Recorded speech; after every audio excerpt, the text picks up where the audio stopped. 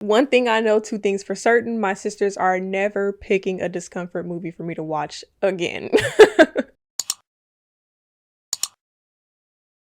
What's good, guys? It's Alissa. If you're new here, hello. I am starting a series on my channel called Discomfort Movies. Everybody has comfort movies, and everybody has those movies that they turn on that just brings them so much joy and comfort, and sometimes you might go to sleep on it. One of those movies for me, I would say, is Coraline. I know, right? But there's just such good calming vibes in Coraline if you're just listening to it and not watching, right? But then, right, there's some movies that are literally meant to make you squirm in your seat. And so today...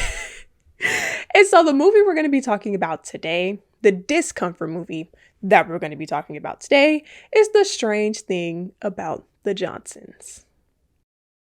This is a movie that came out a long time ago. It's actually a short film, and I never watched it. I would hear things about it, but I never really consumed too much. So I was like, whatever.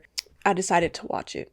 Yeah, we're going to get into it. And then at the end of the video, I'm going to rate it from 1 through 10 from my level of discomfort. Prefacing, this is a short film by the director and writer Ari Aster, and he is also the director and writer for Midsommar.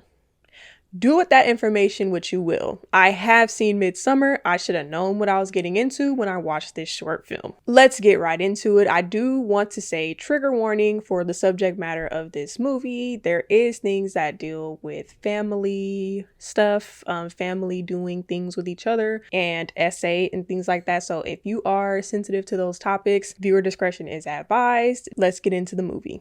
So as soon as the movie starts, it starts with the son of the movie, Isaiah, beating his meat. Yes, it does. And I was just like, wait, what exactly am I watching right now? Okay, strange. Red flag number 1. So Isaiah's dad comes in and is like, hey son, I'm sorry that I walked in on you doing this. There's nothing taboo about you doing this. This is a natural thing that people do. And Isaiah's like, do you do this? And he's like, yeah, like, hey man, nothing wrong with it. Everybody does it. And Isaiah's like, okay, dad, you made me feel better. Great conversation. I feel like the dad handled that well, because it shouldn't be taboo. Especially kids are growing, kids learn, and kids start doing things that you have no control over. But yeah. The dad leaves the room, and it is revealed that the picture that Isaiah is using to touch himself is a picture of his dad. When I tell you my jaw was on the ground, and also I was eating while I was watching. I made my breakfast. This is also the first thing that I watch first thing in the morning. I was eating my breakfast. I had to pause it and finish my breakfast because I was like, hold on, wait a damn minute. What am I getting into right now? I wouldn't even watch Midsommar while eating. So yeah, had to pause it. I was eating, and I was eating like a sausage. So it was just something about the English muffin that I was eating and the textures of the sausage and thinking about what I just witnessed. I was just like, like shivers up my spine. Okay. Anyway, they send us through the years, and it's kind of like montagey, and the dad is very uncomfortable. We see it in the family pictures. The dad is just very uncomfortable. They're like, hey man, smile. He's like, oh, I wasn't smiling. And they're like, no, you were not smiling. It's like, okay, weird. 14 years later, Isaiah gets married. So we're at the wedding reception. They're taking pictures. It's a family picture with Isaiah's mom, Isaiah's dad, Isaiah's wife, and Isaiah. Isaiah standing next to his dad. In this picture, the dad looks very uncomfortable as they're taking it. Isaiah is smiling. The mom is smiling. His wife is smiling. I think Isaiah says something to him like, thank you for being a good sport. And Isaiah reaches down his dad's back and grabs his butt. So it's pretty much revealed that there is a taboo relationship going on here with the dad and Isaiah. My stomach, I'm already feeling sick. I already have a fever and I'm like, okay, let's power through this. Okay. This is kind of therapeutic. I can't believe what I watched, and I just had to tell somebody. We're at the wedding reception, and it was just this very eerie vibe. I'm like, something weird is happening. Like, I don't know, something weird's about to happen. And the mom was just walking around. She was like, where's Isaiah? Where's Isaiah? And I'm like, oh, he's probably with his wife. Like, that's where he's going to be. But when she went up to his wife, and she was like, oh, I don't know where he is. I was like, oh, okay, prep Prep yourself for what's about to happen next, okay? I was like, okay. So the mom's still walking around. I have this pit in my damn stomach. I'm like, something weird's about to happen. So the mom is still looking, and she hears strange noises coming from behind a fence.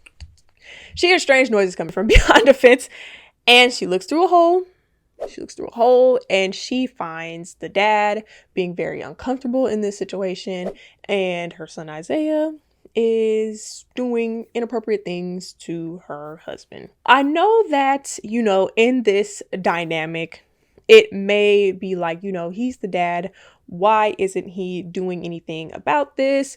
And this also could be the taboo-ness of this whole movie. Like, what if the children are being abusive to the parents? And it makes me think about teachers. Strange correlation, but it does make me think about teachers and how I remember when I was in elementary school. I was not in elementary school. I was in middle school, and we had a science class that was completely out of control, to where the teacher just like would break down every day. And one day she just walked out of the class and never came back. Kids can be very abusive to adults. Not everybody is equipped for certain things, but I definitely think that anybody can be a victim and anybody can be an abuser. Honestly, truly, don't put anything past anybody. I think that also, in some situations, the problem starts before you even know it, because the dad did have a conversation with his son in the beginning and was like, there's nothing wrong with you doing this, act of, touching yourself. And there's nothing wrong with it. People do it. He had that conversation with him. He did not know that his son was doing that to a picture of him. I'm going to throw up, but he did not know that. So, as a kid who has a growing mental, his dad telling him like, it's okay, maybe did something in his mind to be like, this is okay. Like, these are the people that's telling you right from wrong. So in his mind, maybe that tricked him to be like, this is right. But also you just know certain things are wrong because he's also hiding this. He's not doing this out in the open. So that's my perspective on that. Back to it. Unfortunately, the mom sees this.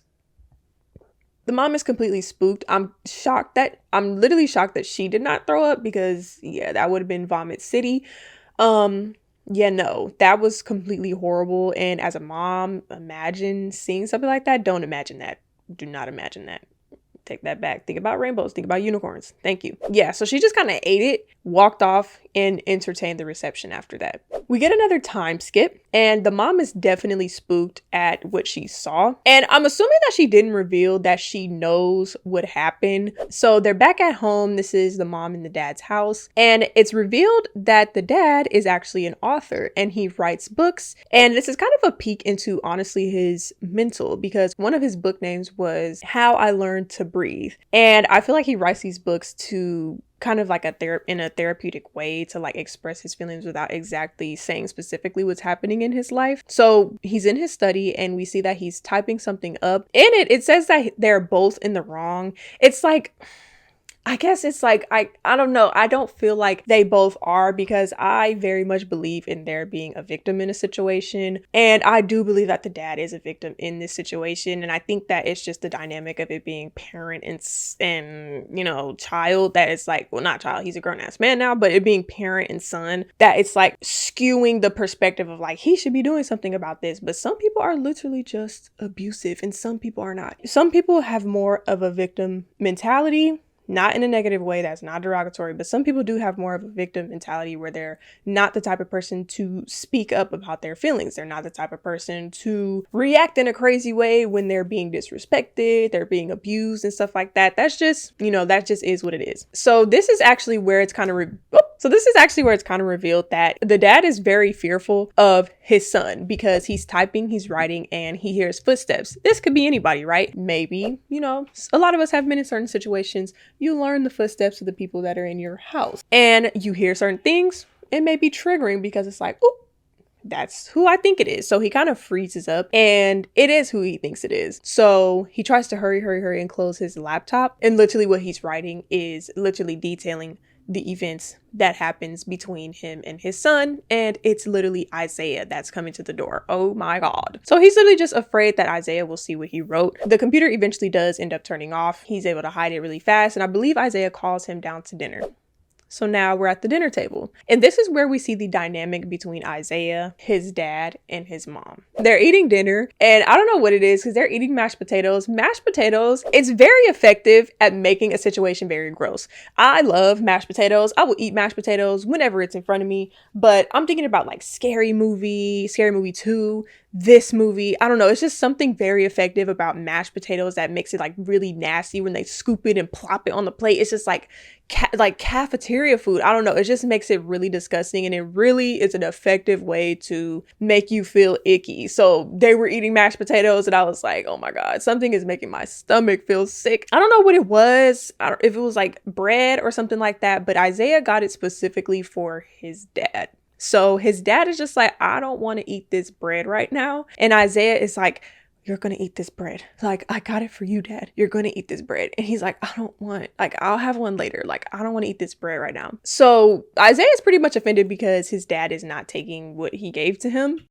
Red flag. So then the mom asks for one. He's like, you're gonna have to ask Dad because I got it for him. And so she's like, sweetie, can I have one? And he's like, of course, honey. Isaiah does not like this. And I'm just like, ooh, this guy has issues. Like, this guy literally has issues. So she's like, thank you, sweet.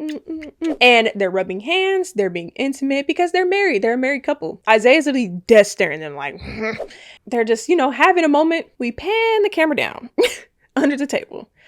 In this intimate moment that the dad and the mom are having, Isaiah is literally rubbing his foot against the dad. So one hand on the right is rubbing the mom, the dad, and then his left leg is getting rubbed by Isaiah. Not to mention, his wife is also at the table. Like, Isaiah's wife is also at this table. So it's like, you don't even care. Like, you literally do not care. And that's scary. So after dinner, we see what the dad has been writing all this time. And it's actually a whole entire book called Cocoon Man. And I think that that says a lot about his feelings of his situation, that he feels like a man in a shell. And that sucks. That's not that I don't like to hear that. That literally sucks because, at one point your life was great, then it's not, and you feel like a shell of a man. And glad that he actually was able to, write this book and get his feelings out. So he writes this book and he sneaks out of his study, places it on the bed while his wife is in the shower in their room.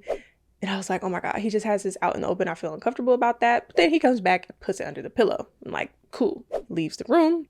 Dun, dun, dun. Isaiah comes out of the bathroom in the hallway and he's like, oh, hey, Dad.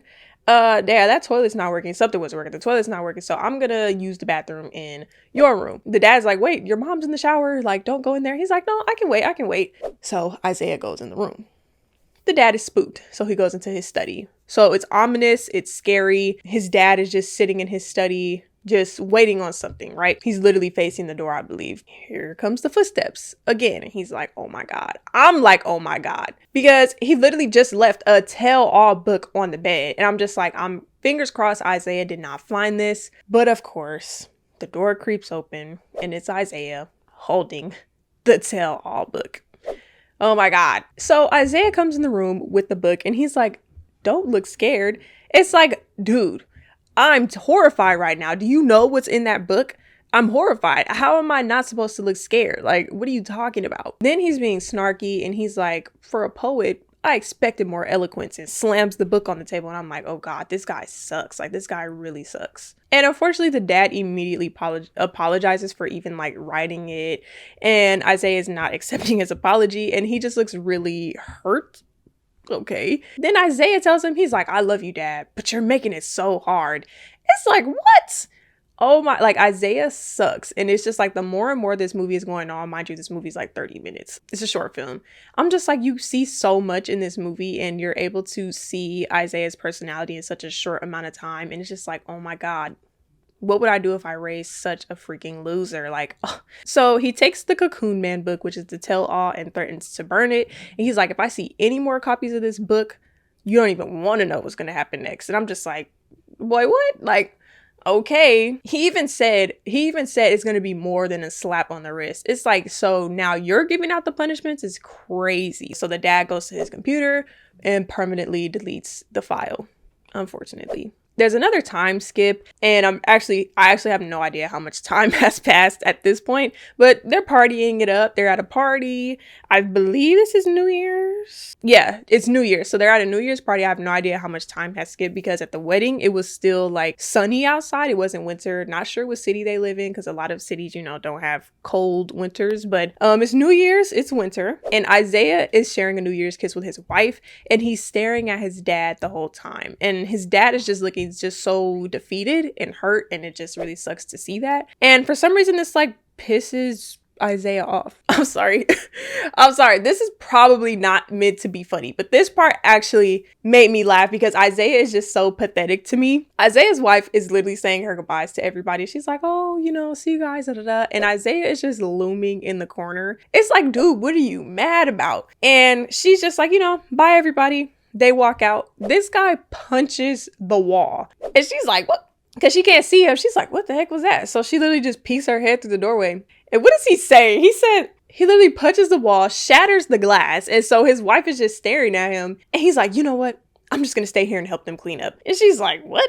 Because literally, what? Like, that's, you know, that's not why I'm coming over here staring at you. Like, you just shattered glass. Like, I'm not asking you if you're staying here. It's not what I'm asking you. I'm asking you why the hell you just punched this picture. And he's just like, you know, we left a mess and I would hate to leave him with such a mess. So he ends up staying at his parents' house for the night. This is the part that I was just like, oh my gosh, like Isaiah needs to be, no, like this guy is just a menace to society. He doesn't need to be out on the streets. It was just like, yeah, no. He was a chop before, but he's even more of a chop. So the dad's in the tub and he's listening to an audiobook, like a self-help thing. And of course he's listening to self-help. That's the kind of books that he listens to. And I'm sure this is like a therapeutic outlet for him. And the name of the self-help book was actually For Pete's Sake, You're Worth It. Words of Encouragement from Dr. Storm Rickles. And this is the part where we literally see like he didn't actually stay behind to help clean. He stayed behind to torment his father. His dad's in the tub. He has headphones and of course he can't hear. Isaiah immediately goes and finds the dad and he's wiggling the doorknob. Of course his dad cannot hear. He's wiggling the doorknob. He's jiggling the door handle and he's like, you know how much I hate locked doors. And it was like, what? So he's literally just trying to open the door and his dad can't hear. But when he kicks the door, his dad is like, what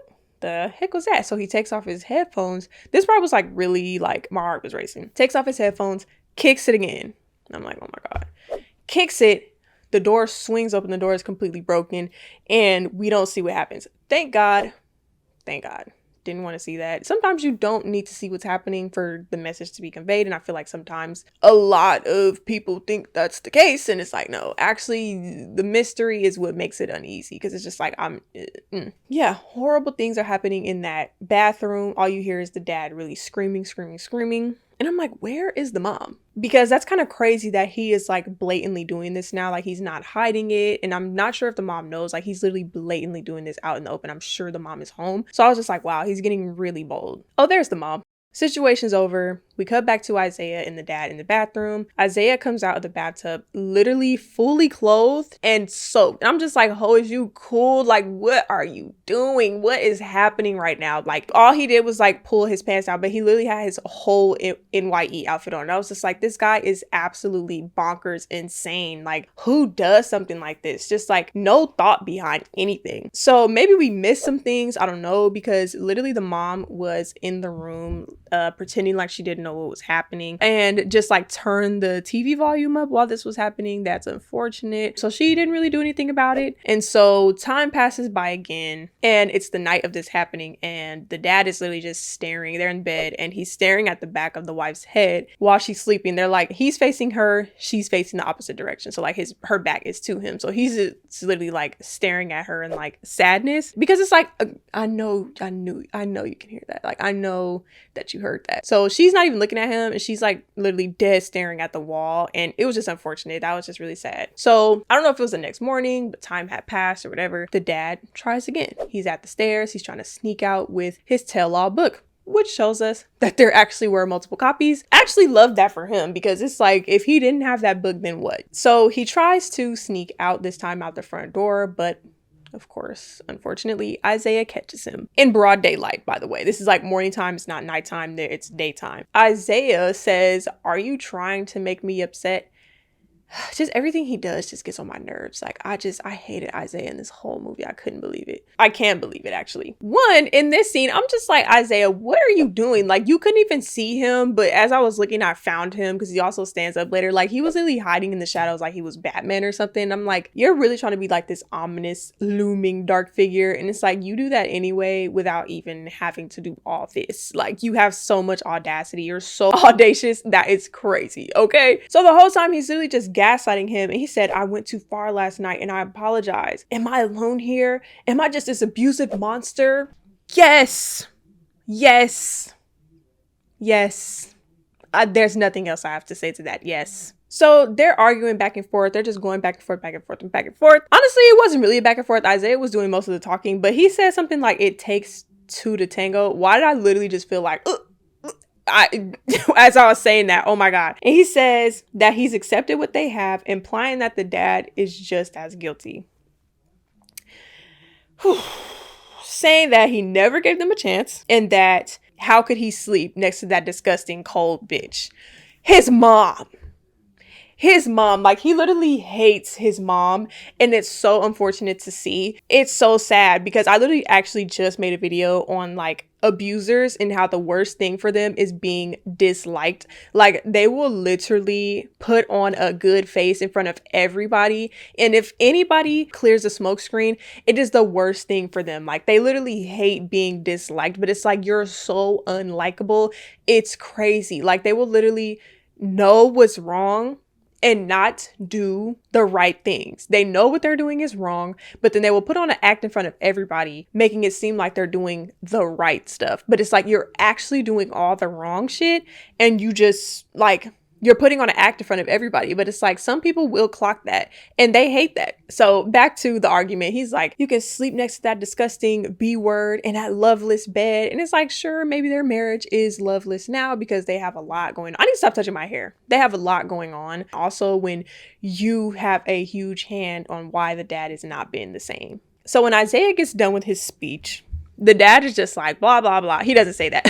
He doesn't say that. But he's just like, okay, enough of that. And he makes a run for it out the front door. Unfortunately, when he books it out the front door, thankfully, Isaiah does not catch him. I literally thought he was, because for some reason, Isaiah is just this superhero, supervillain, whatever, that is just has these superpowers and constantly catches the dad. He doesn't catch him. The dad runs right into the street. A car is coming. A truck is coming full speed.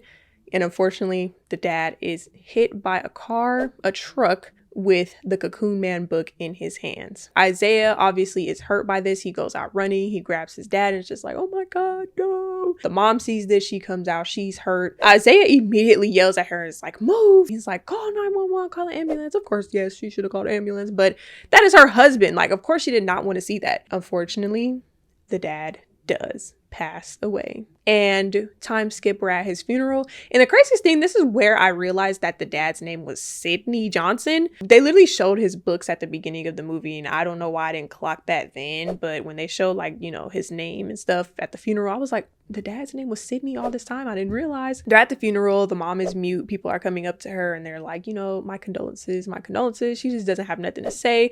Isaiah is kind of eating it up. He's sad, but the mom is just she's mute and she's froze. They make it back home. They're at the parents' house. And this guy, Isaiah, oh my gosh, in front of a mirror, puts on the dad's outfit that he had on in the family picture from when Isaiah was a kid, and is just standing in the mirror. This guy's like, has this weird obsession with his dad. It's so weird. And what does the mom do? She walks in.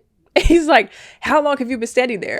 And it's like, dude, you're doing this with the door wide open in her house. Like, why is that the first thing that you say is, how long have you been standing there? Like, dude, he's so weird and irrational. Like, this guy is so irrational. So the mom gets straight to it. She's like, she has something on her chest, and it's probably what she had on her mind at the funeral, honestly, is like, you know, I never got to really ask Sidney, the dad, any of this stuff, and now he's gone. So I'm just going to ask Isaiah. So she's like, why was your dad crying when he came home from prom night? And Isaiah's like, what? And she keeps pressing. She's like, why was your dad crying when he came home from prom night? This guy's literally continuously acting oblivious. He's like, how would I remember something that happened, what did he say, 12 years ago, 11 years ago, 10 years ago, something. It's like, if I can remember, boy, you can definitely remember. She was just basically saying, like, he came home, didn't speak to me at all, went in the bathroom and just cried and cried and cried. Like, he didn't speak to me at all and was just crying that whole night. She's just like, was that when it started? And he's like,